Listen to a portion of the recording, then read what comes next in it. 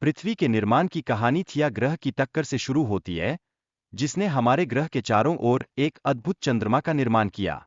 यह चंद्रमा, जो आज भी हमारी रातों को रोशन करता है, उस काल का प्रत्यक्ष गवाह है।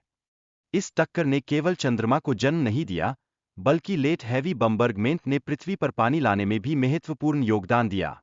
यह प्रक्रिया एक लंबे समय तक, लगभग 30 करोड़ वर्षों तक चली, और इसी के परिणाम स्वरूप समुद्रों का निर्माण हुआ। पृथ्वी के इतिहास को 4 विशाल इयोन में विभाजित किया गया है। इनमें हेडियन, आर्कियन, प्रोटेजोए और फनेरोजुइसी शामिल है। ये सभी चरण पृथ्वी के विकास की गाथा को बयां करते हैं, जो समय के साथ अद्भुत परिवर्तनों से भरा हुआ है। इस एकांतिक समय में आर्किया और बैक्टीरिया समुद्र के नीचे जीवित रहे। इन सूक्ष्म जीवन रूपों ने एक दूसरे के साथ सहजीवी संबंध बनाकर ऊर्जा का आदान प्रदान किया, जो जीवन के लिए आवश्यक था। जैसे जैसे ऑक्सीजन की मात्रा बढ़ी, ओजोन परत का निर्माण हुआ। यह परत पृथ्वी पर जीवन को हानिकारक अल्ट्रावायलेट किरणों से सुरक्षा प्रदान करती है और इस दौरान जीवन की संभावनाओं को बढ़ाती है। कैम्ब्रियन एक्सप्लोजन के दौरान पृथ्वी ने पहली बार मल्टीसेल्यूलर जीवन का विकास देखा। जीवों की इस विविधता ने एक नई दिशा दी, जिसमें विभिन्न प्रकार के प्राणियों का उत्थान हुआ। इस विशेष काल में एक मछली जिसका नाम तिकटालिक था, ने समुद्र से बाहर आकर सांस लेना शुरू किया। यह एक महत्वपूर्ण मोड़ था, जिसने लैंड एनिमल्स के विकास की नींव रची। ऑक्सीजन की मात्रा के बढ़ने के परिणामस्वरूप एम्फीबियंस का उद्भव हुआ, जो कि पानी और जमीन दोनों पर निवास करने में सक्षम थे। ये जीवों की एक नई श्रेणी थे, जिन्होंने बाद में रेप्टाइल्स के विकास में महत्वपूर्ण भूमिका निभाई। पर्मियन ट्राइएसिक एक्सटिंक्शन के काल के दौरान लगभग 96% जानवर विलुप्त हो गए। लेकिन इस विनाश के बाद पृथ्वी पर जीवन ने फिर से अपना स्थान बनाया और नई प्रजातियों का विकास हुआ।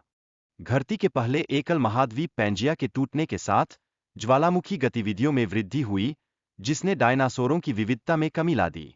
इस टूटन ने पृथ्वी के भूगोल और पारिस्थितिकी को पुनः आकार दिया। जुरासिक पीरियड में जीवों ने अपने आकार और जीवनशैली में महत्वपूर्ण बदलाव किए। छोटे शरीर के आकार ने जीवों को कम ऑक्सीजन में जीने की क्षमता दी, जिससे वे विभिन्न पर्यावरणीय परिस्थितियों में समायोजन कर सके। क्रीटेशस पीरियड में जीवों ने अंडे देने के बजाय जीवित बच्चों को जन्म देना शुरू किया। यह बदलाव उन्हें गर्म वातावरण में जीवित रहने में सहायक हुआ और उनके प्रजनन के तरीके में क्रांति लाने वाला साबित हुआ। स्पाइनोसोरस ने अपने शरीर में महत्वपूर्ण बदलाव कर समुद्र में जीवित रहने के लिए खुद को विकसित किया। इस परिवर्तन ने उसे एक खतरनाक शिकारी के रूप में पहचान दिलाई। टायरेनस रेक्स, एक और खतरनाक डायनासोर, ने भी अपने शिकार करने के तरीकों में बदलाव करके खुद को सुरक्षित रखा। यह उसकी पारिस्थितिकी में संतुलन बनाए रखने की एक महत्वपूर्ण रणनीति थी। पृथ्वी पर एक बड़े मीटर के टकराने से उत्पन्न तबाही ने डायनासोरों के विलुप्त होने में निर्णायक भूमिका निभाई। इस घटनाक्रम ने पृथ्वी के वातावरण में बड़े बदलाव ला दिए। इस भयानक त्रासदी में छोटे मैमल्स ने जीवित रहने का एक सुनहरा अवसर पाया, जिससे मानव विकास की शुरुआत हुई। यह एक ऐसा मोड़ था जिसने पृथ्वी के भविष्य को आकार दिया। प्राइमेट का उद्भव डायनासोर्स के अंत के समय शुरू हुआ, जो लगभग 6.6 करोड़ साल पहले की बात है। प्रारंभिक प्राइमेट छोटे छछूंदर जैसे जीव थे, जिन्होंने धरती के नए अध्याय की शुरुआत की। एडप और ओमोमाइट्स जैसे प्राइमेट धीरे धीरे विकसित होकर बंदरों की तरह रूपांतरित होने लगे। यह विकास यात्रा लगभग 5.6 करोड़ साल पहले हुई थी, जो मानव के विकास की दिशा में एक महत्वपूर्ण कदम था। एंथ्रोपॉइडिया नामक प्राइमेट का विकास लगभग 3.7 करोड़ साल पहले हुआ।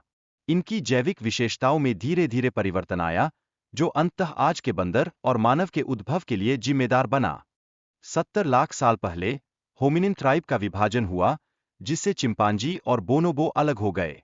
यह दोनों प्रजातियां मानवों के निकटतम रिश्तेदार हैं, जिन्होंने मानव के विकास में महत्वपूर्ण भूमिका निभाई। इस विकास यात्रा में सहेलंथ्रोपस और आर्डीपथेकस जैसे महत्वपूर्ण जीवाश्म मिले, जो मानव के विकास में महत्वपूर्ण कड़ी साबित हुए। यह खंडित विवरण हमें हमारे अतीत की गहराई में ले जाता है। ऑस्ट्रेलोपिथिकस और पैंथरपस जैसे जीनस ने मानव के विकास में महत्वपूर्ण परिवर्तन लाए, जैसे कि उपकरणों का अधिक प्रभावी उपयोग। यह मानव नेस्तनाबूद की कहानी का एक अंश है। होमो रूडोल्फ एसिस का मस्तिष्क आकार होमो हैबिलिस से बड़ा था, जिससे ने उपकरणों का बेहतर उपयोग किया। यह प्रजाति लगभग 18 लाख साल पहले विलुप्त हो गई, लेकिन इसके योगदान को कभी भुलाया नहीं जा सकता। होमो इरेक्टस की कई उपप्रजातियां थीं, जो विभिन्न पर्यावरणीय परिस्थितियों में विकसित हुईं। उनकी खोपड़ी की संरचना भी विभिन्नताओं से भरी हुई थी, जो उनके अनुकूलन की कहानी कहती है। होमो इरेक्टस ने आग को नियंत्रित करना सीखा, जिससे उसने अपने भोजन को पकाने और खुद को सुरक्षित रखने में मदद मिली। यह एक अद्वितीय क्षण था, जिसने मानव विकास में क्रांतिकारी परिवर्तन लाया। होमो हाइडलबर्गस एक ट्रांजिशनल स्पीशीज है, जो लगभग 6 लाख साल पहले अफ्रीका से यूरोप में फैला था। यह होमो इरेक्टस और होमो सेपियंस के बीच का कड़ी है, जो मानव विकास की दिलचस्प गाथा को आगे बढ़ाता है। निएंडरथल्स और डेनिसोवियंस, जो होमो सेपियंस के निकटतम रिश्तेदार थे, ने भी मानव विकास में महत्वपूर्ण भूमिका निभाई। उनकी शारीरिक संरचना और बुद्धिमत्ता पर अध्ययन अभी भी जारी है। ह्यूमन फॉसिल्स का अध्ययन यह दर्शाता है कि विभिन्न प्रजातियां एक दूसरे के साथ इंटरब्रीड करती थीं। इसका नतीजा यह आया कि उनकी जीन में विविधता आई और मनुष्य के विकास में नए आयाम जुड़े।